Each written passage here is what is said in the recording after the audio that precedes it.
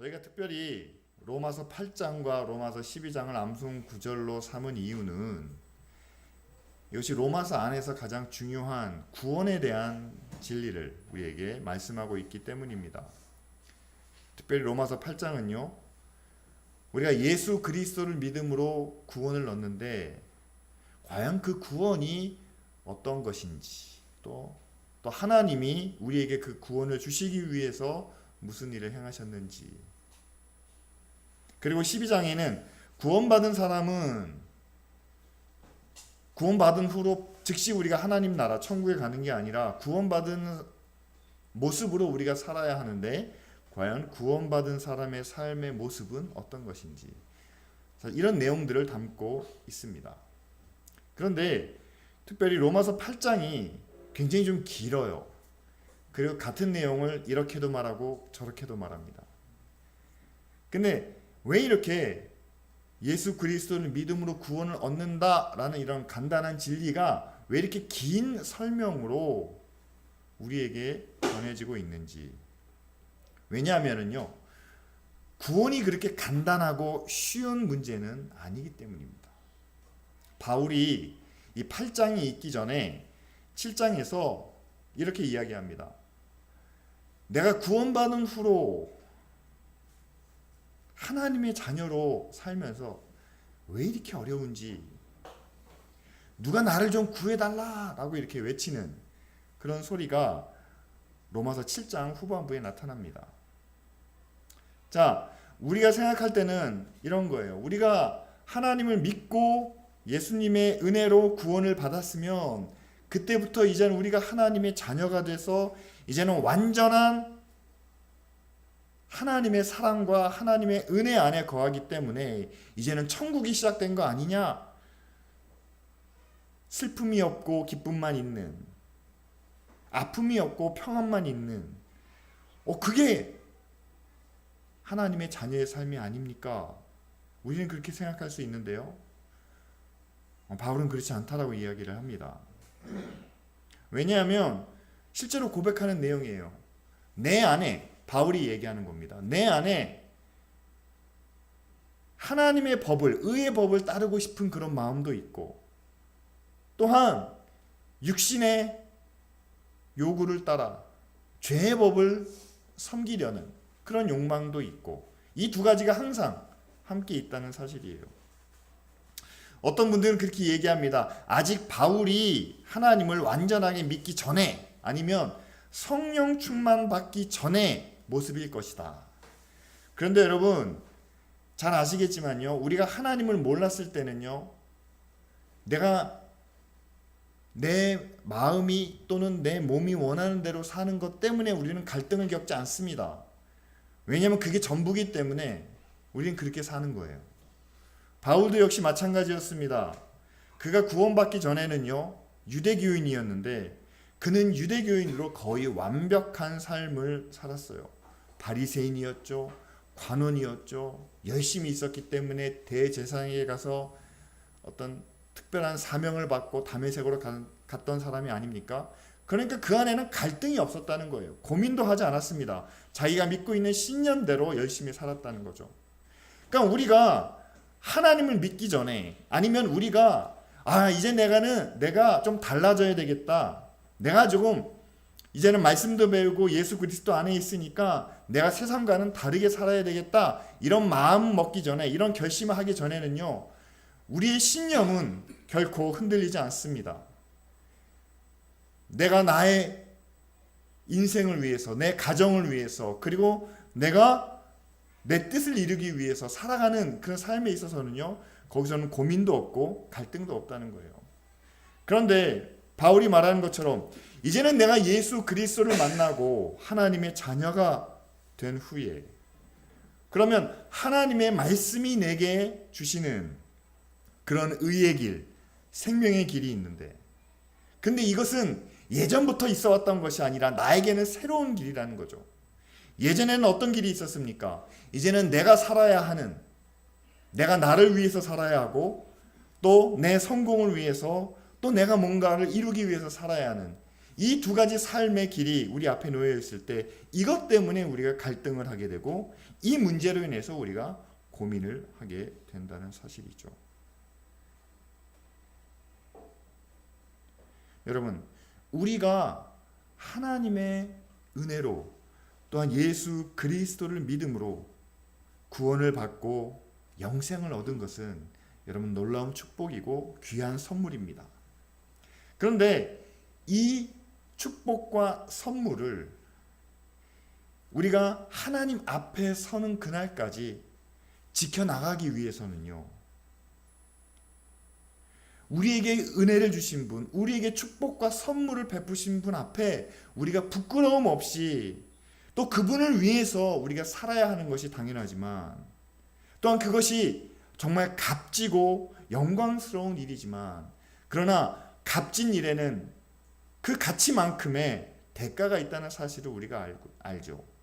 따라서 여러분, 정말 우리가 예수 그리스도의 구원과 그리고 하나님의 은혜에 대한 그런 대가를 우리가 지불할 수 있느냐, 이게 쉬운 얘기가 아니라는 거예요. 하다못해 바울도 내가 이 두 가지 속에서 정말 힘들게 어렵게 살면서 누가 나 좀 여기서 구해달라라고 말할 정도로 그런 곤란한 상황 가운데 놓여 있었다는 사실이죠. 그럼 우리는 이렇게 생각할 수 있습니다.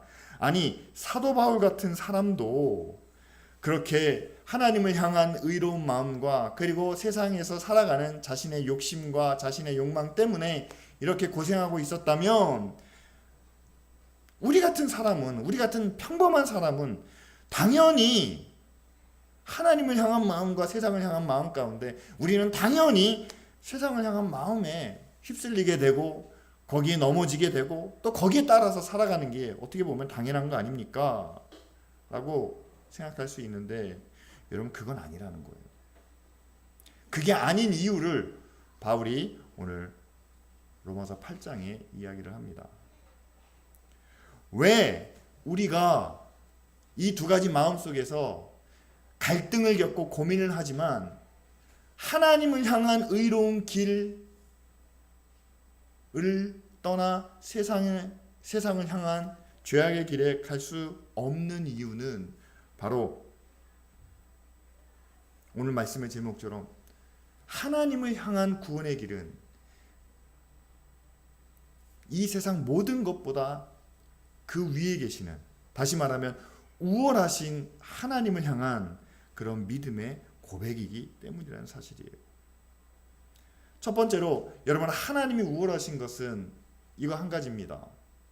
여러분, 우리가 죄인이라는 것을, 그리고 우리가 하나님 앞에서 심판받아야 된다는 것을 규정하고 있는 것도 하나님의 법이에요. 모세의 율법입니다. 율법을 통해서 우리는 하나님 앞에 심판받아야 될, 그리고 죽을 수밖에 없는 죄인인 것을 깨닫게 됩니다.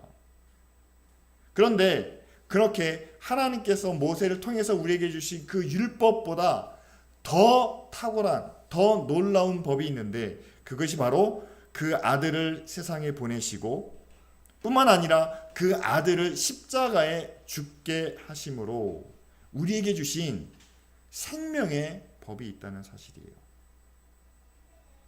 여러분, 율법은요, 모세를 통해서 하나님께서 말씀으로 주신 법입니다. 그런데 생명의 법은 단순히 하나님께서 말씀으로만 주신 법이 아니에요. 그냥 나를 믿으면 너희가 구원을 얻을 거다 이렇게 말씀만 하셔도 정말 우리가 믿음으로 구원을 얻을 수 있을 겁니다.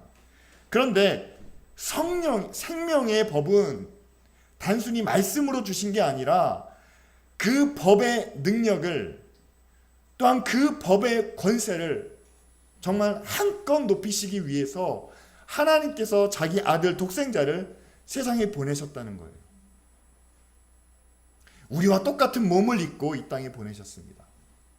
그리고 이제는 아무 권세도 아무 능력도 죄인을 구원하고자 하시는 하나님의 사랑을 가로막을 수 없게 하나님께서 자기 아들을 십자가에 피 흘려 죽게 하셨다는 사실이죠. 제가 지금 두 개의 법을 설명하고 있습니다. 하나는 우리를 죄인으로 규정하며 이제는 죄인은 죽을 수밖에 없다는 하나님의 율법을 말씀드렸고요. 또 하나의 법은 그렇죠. 모든 죄인은 죽을 수밖에 없는,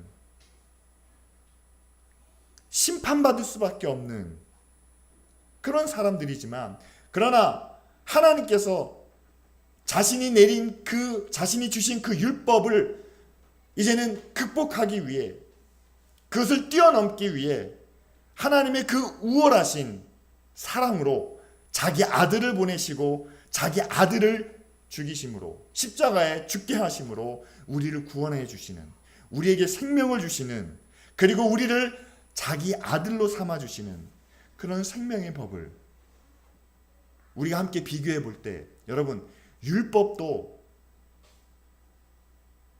우리 인간으로서는 감당할 수 없는 법입니다. 그런데 이 율법보다 탁월하신, 우월하신 하나님의 생명의 법이 우리에게 주어졌기 때문에, 여러분, 우리가 구원받을 수 있는 이유는 우리가 하나님을 향한 믿음을 정말 굳건하게 지켜서 우리의 믿음의 능력이 그만큼 크고 놀랍기 때문에 구원을 해주시는 게 아니라, 우리의 믿음은 부족합니다. 우리의 믿음은 때로 흔들립니다. 그리고 우리의 믿음은 정말 보잘것없습니다.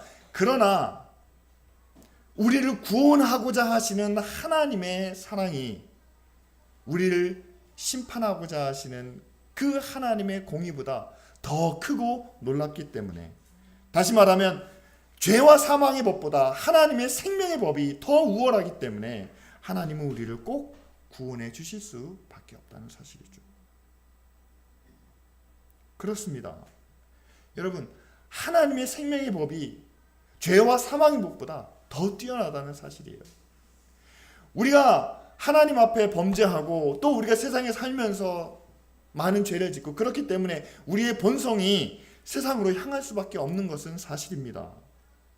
그러나 그것보다 더 뛰어나신 예수님의 사랑이 있다는 거예요.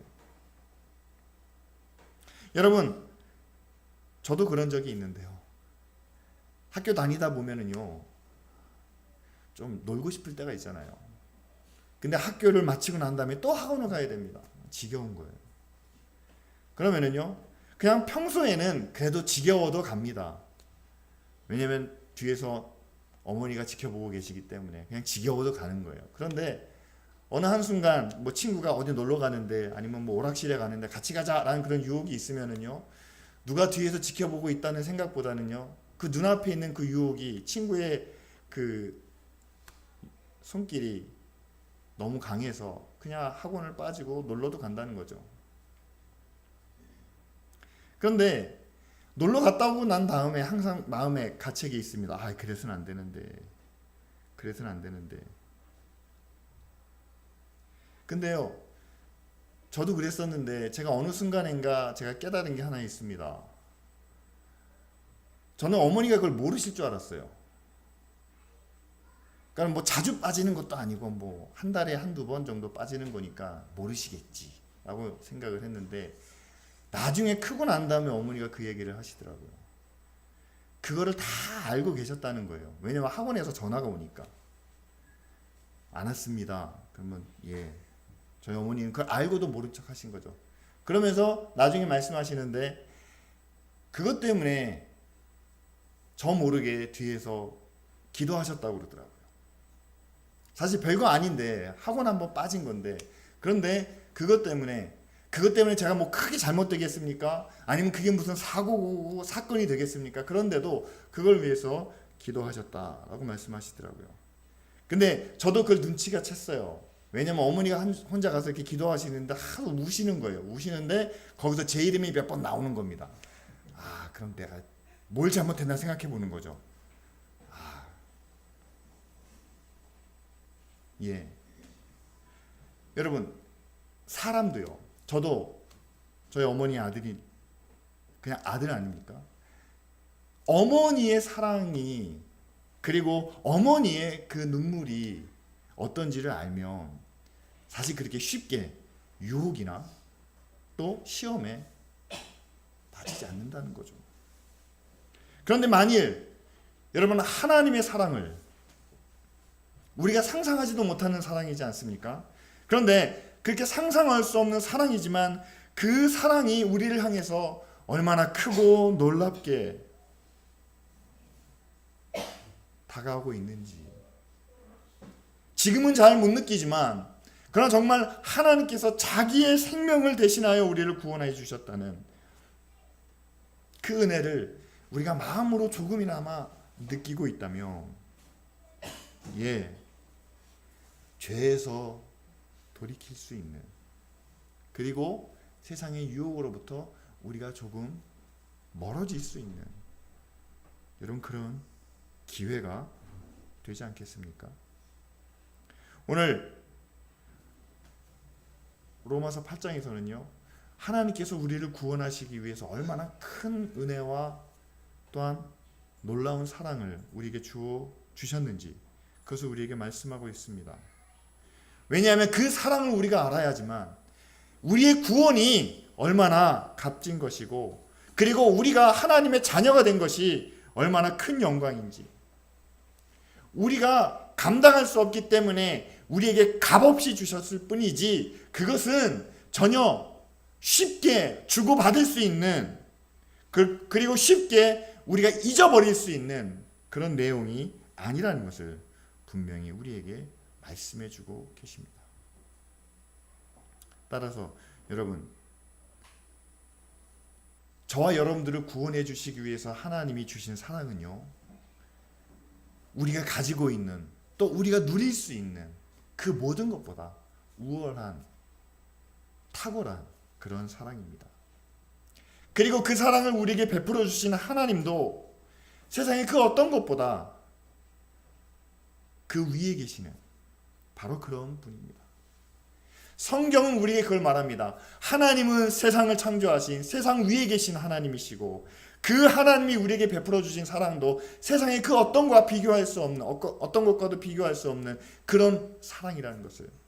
그렇다면 이제는 우리가 이 말씀을 통해서 하나님이 내 안에 계실 때 정말 그 하나님을 내 안에 우월한 자리에, 그리고 그 하나님을 향한 우리의 사랑도 그냥 가족이나 이웃이나 부모를 사랑하는 것과 그런 비교할 수 있는 그런 사랑이 아니라 그 하나님을 향해서도 우리가 다른 무엇보다 좀 우월한 사랑으로,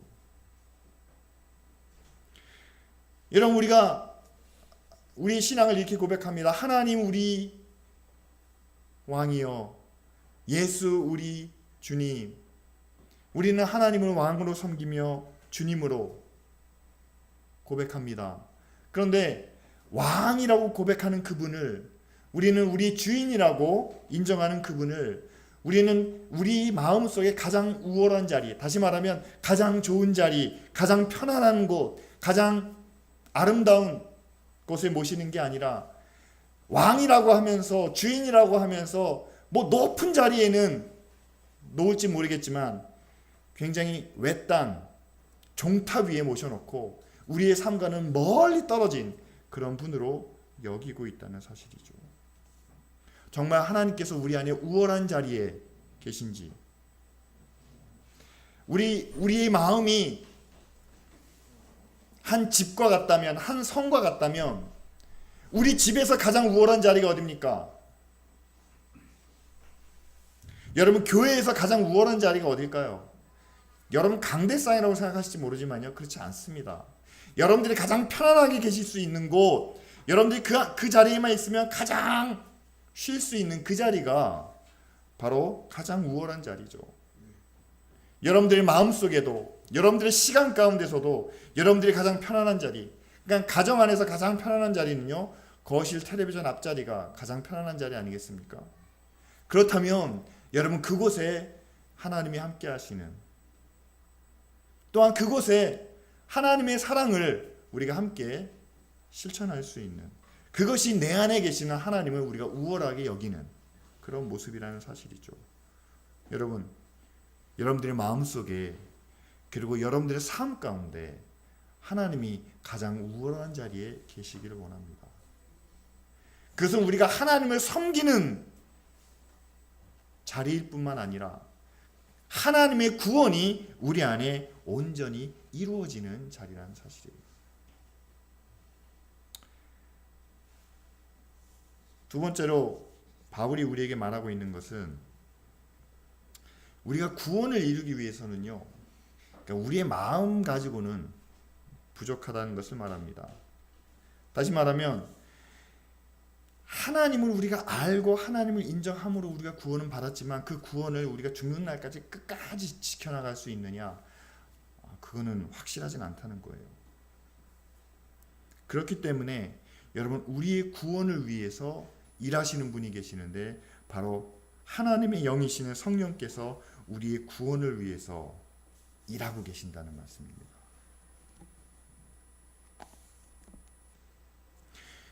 자, 이미 구원은 받았지만 그러나 바울도 이야기합니다. 육신의 생각은 하나님과 원수가 되기 때문에 따라서 하나님의 법에는 순종하지 않고 오히려 자신의 욕심에 따라 자신의 생각에 따라 자신의 일을 막 하고 다닌다는 사실이죠. 자, 그런 가운데 그럼 우리가 어떻게 이 육신의 생각 또한 육신의 행동에서 우리가 벗어날 수 있을까? 11절 말씀에 성령을 이렇게 소개합니다. 예수를 죽은 자 가운데서 살리신 이의 영이 있다라는 거예요. 자, 예수를 죽은 자 가운데서 살리신 영, 그건 하나님의 영이겠죠. 바로 성령을 의미합니다. 그런데 그 성령이 우리와 함께 계시면 예수를 살리신 것처럼 우리도 죽을 몸에서 살려주신다 라고 말하죠. 예수의 부활을 함께 하신 성령께서 우리도 이 죽을 몸에서 다시 살리실 수 있다는 겁니다. 우리의 몸을 다시 살린다는 것은요, 이런 의미로 해석될 수 있습니다. 우리 육신은 죄를 범하기 때문에 죽을 수밖에 없는 거예요. 그렇다면 이제 우리 육신을 이제는 죽지 않는 죽음의 길이 아닌 다른 방향으로, 다시 말하면 우리 육신을 다시 살 수 있는 방향으로 인도하시는데 그것은 의와 생명의 길로 인도해 주신다는 거죠. 좀 더 구체적으로는 이제 13절과 14절에 이렇게 이야기를 합니다. 이 영, 바로 성령으로 우리 몸의 행실을 죽일 수 있고 뿐만 아니라 성령의 인도함을 받아서 우리는 하나님의 아들이 된다라고 이렇게 이야기를 합니다. 그리고 마지막으로는요, 성령께서 이제 우리가 하나님의 자녀인 것을 증거하시는데 단순한 자녀가 아니라 상속자, 다시 말하면 하나님의 모든 권세와 영광을 물려받기에 합당한 자녀, 그리고 예수 그리스도와 함께 그와 동등한 자격을 얻게 되는 그런 상속자로 우리를 만들어 주신다라고 이렇게 말씀하죠. 여러분, 우리는 하나님의 자녀가 되었다라고 하지만 하나님의 자녀라는 말 가운데에는 그냥 하나님의 아들이 됐다라는 뜻만 포함하고 있지, 다시 말하면 탕자의 비유에서 멀리 떠났던 아들이 다시 돌아와서 아버지를 기쁘게 하는 그런 잔치 가운데 나타난 그런 아들로만 되어 있지, 우리는 하나님의 자녀이기 때문에 우리는 상속자가 되고 이제는 아버지의 아들이신 독생자이신 예수 그리스도와 함께 똑같은 권세를 가지고 똑같은 자격을 가지고 이제는 아버지의 일에 함께 동참해야 된다는 사실에 대해서는 우리의 마음이 좀 멀리 있다는 사실입니다. 자, 상속자라는 말에는요, 권리와 책임이 있어요. 권리는요, 모든 것을 다 물려받을 수 있는 권리입니다. 아버지의 모든 것을 다 언젠가는 똑같은 상속자라면 n분의 1로 가질 수 있는 그런 권리가 있습니다. 그런데 상속자에게는 권리만 있는 게 아니라 책임도 있어요. 마찬가지죠. 아버지가 지금까지 해오신 일이 있습니다. 그리고 자녀들에게 물려주신 일이 있어요. 그럼 이것도 마찬가지로 n분의 1로 똑같이 물려받아야 한다는 사실이죠. 만약에 상속되는 것에 차별이 있다면 많이 상속받을수록 많은 책임을 져야 되는, 여러분 이게 당연한 얘기입니다. 그런데 성령께서는 우리를 하나님의 상속자가 되게 하신다는 거예요. 그렇다면 하나님의 영광과 하나님의 권세와 그리고 하나님께서 우리를 위해서 예비하신 천국도 우리가 상속하게 됩니다. 그럼 천국을 우리는 단지 리조트에 놀러가는 손님이 아니라 이제는 우리가 천국을 소유한 하나님의 자녀가 된다는 거죠. 그럼 그 천국을 우리가 소유하기 위해서는 어떻게 해야 되느냐? 여러분, 하나님께서 지금까지 줄곧 해오시는 그 모든 일에 우리가 함께 동참해야 되는 거죠. 성경 말씀을 우리가 신구약을 다 합쳐서 읽어봅니다. 하나님이 하시는 일이 뭔가요? 하나님이 자기 백성들을 능력으로 인도해내기도 하시고 가나안 땅에 들어가게 하시고 전쟁에게서는 이기게도 하시고 또 때로 그 백성들이 죄악을 범할 때는 심판도 하시고 책망도 하시고 여러 가지 일들을 하십니다. 그런데 그 모든 일들을 우리가 한마디로 정리한다면 바로 하나님의 구원이죠. 하나님은 창세기 3장부터 계시록 마지막 절까지 세상을 구원하는 구원의 사역을 이루어 오셨습니다. 그리고 예수님도 그 하나님의 일을 본받아 이 땅에 인간의 몸을 입고 오시고 그리고 십자가를 지시고 그 위에서 죽으심으로 모든 영혼들을 구원하시는 하나님의 구원 사역에 동참하게 되셨죠. 자, 그렇다면 이제 우리가 하나님의 상속자가 된다면 여러분, 우리는 뭘 해야 되는 겁니까? 내가 구원받은 후에 이제 하나님의 자녀가 된 후에 우리는 뭐 하면서 살아야 됩니까? 바로 하나님이 해오셨던 그 구원, 예수 그리스도가 십자가로 이루었던 그 구원을 우리도 함께 하는 것이 바로 하나님의 상속자가 되는 거죠. 뿐만 아니라 여러분, 우리가 하나님의 상속자가 되면 우리에게 뭐가 주어질까요? 같은 일을 감당했으니까 하나님의 은혜도 있고 하나님의 상급도 있고 하나님의 축복도 있겠지만, 그러나 오늘 말씀 17절에 나오는 것처럼 우리가 그 영광을 받기 위해서는 고난도 함께 받아야 한다라는 것을 가르치고 있습니다. 예, 바울이 말하고 있는 건 그거예요. 우리가 하나님의 상속자가 되었는데 그 하나님의 영광을, 하나님의 권세를 우리가 함께 누리기 위해서는 하나님이 하고 계시는 그 구원의 사역에 함께 동참해야 되고, 그 구원을 위해서는 우리가 주님과 함께 고난을 당연하게 받아야 된다는 사실이죠. 여러분, 우리가 구원을 위해서 일해야 되는 것과 우리가 고난을 받을 수 있다는 것을 이해하게 되면은요, 7장에 나와 있던 그런 고민과 갈등의 문제가 완전하진 않지만 그러나 어느 정도는 해결하게 됩니다.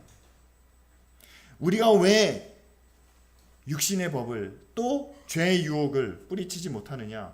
우리는 세상에서 뭔가 되고 싶은 마음이 있습니다. 내가 하고 있는 일에 정상에 오르고 싶습니다. 성공을 하면 좋겠습니다. 누군가를 좀 이렇게 지배했으면 좋겠습니다. 내가 원하는 대로 세상이 변했으면 좋겠습니다. 그런데 하나님께서 우리를 구원해 주셨기 때문에 이것이 아닌 다른 것을 우리가 생각해야 된다면 그것 때문에 혼란스러운 거죠.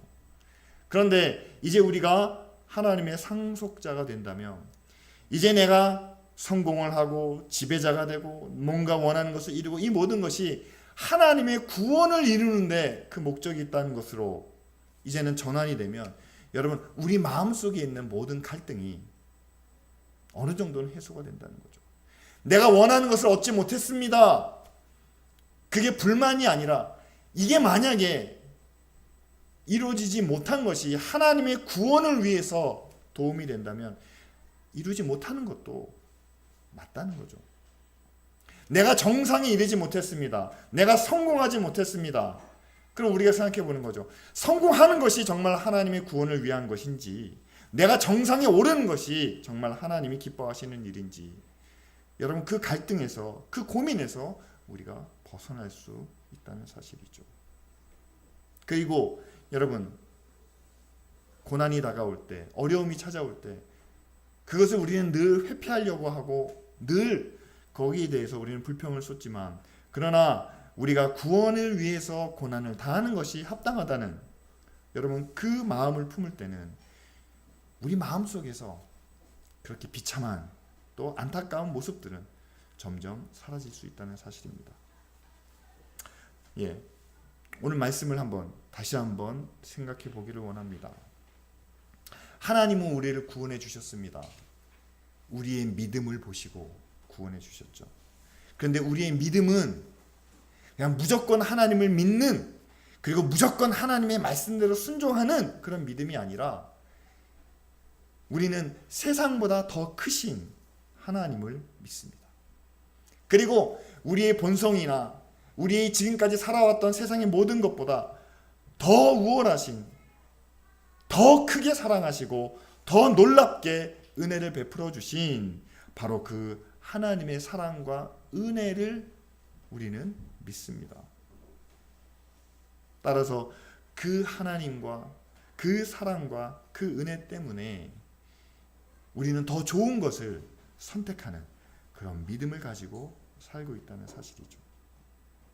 그런데 더 좋은 것을 선택했다고는 하지만 당장 눈앞에 펼쳐지는 모습들 때문에 우리의 마음이 흔들리고 또한 우리가 두려워할 때 바로 예수 그리스도를 다시 살리신 하나님의 영 성령께서 이제는 우리 마음속에 함께 하심으로 이제 우리를 하나님의 길로 이끌어 주시죠. 그리고 그 성령께서 우리에게 확실히 깨닫게 하십니다.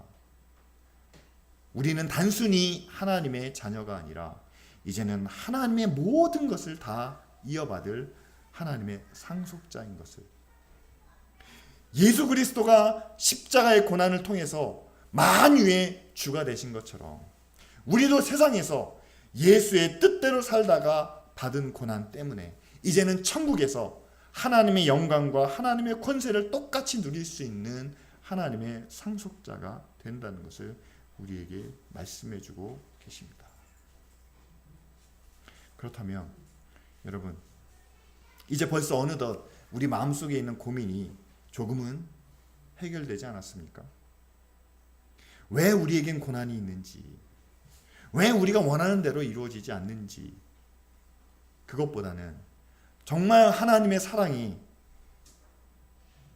내가 생각하는 것보다, 내가 바라는 것보다 더 크고 놀라운지 우리가 다시 한번 우리의 삶을 돌아보며, 그리고 우리를 하나님의 상속자로 삼아주신 그 선한 계획에 따라 이제는 우리가 더 많은 것을 누릴 수 있는, 더 큰 것을 바랄 수 있는 그런 믿음의 자녀로 우리가 살아갈 수 있기를 바랍니다. 이 시간 함께 우리가 기도 제목을 가지고 기도할 텐데요. 하나님, 세상보다 우월하신 하나님을 믿게 하시고, 그리고 우리의 욕망이나 우리의 생각보다 더 뛰어나신 하나님의 은혜와 하나님의 축복을 인정하며 살게 하옵소서. 내 안에 하나님이 정말 우월한 곳에 계심으로 우리 마음속에 일어나는 모든 갈등과 고민들을 해결하게 하여 주옵소서. 그리고 마지막으로는 우리가 하나님의 상속자가 되기를 원합니다. 하나님의 구원에 동참하게 하시고 고난까지도 기쁨으로 감당하게 하옵소서. 우리 다 같이 함께 통성으로 기도하겠습니다.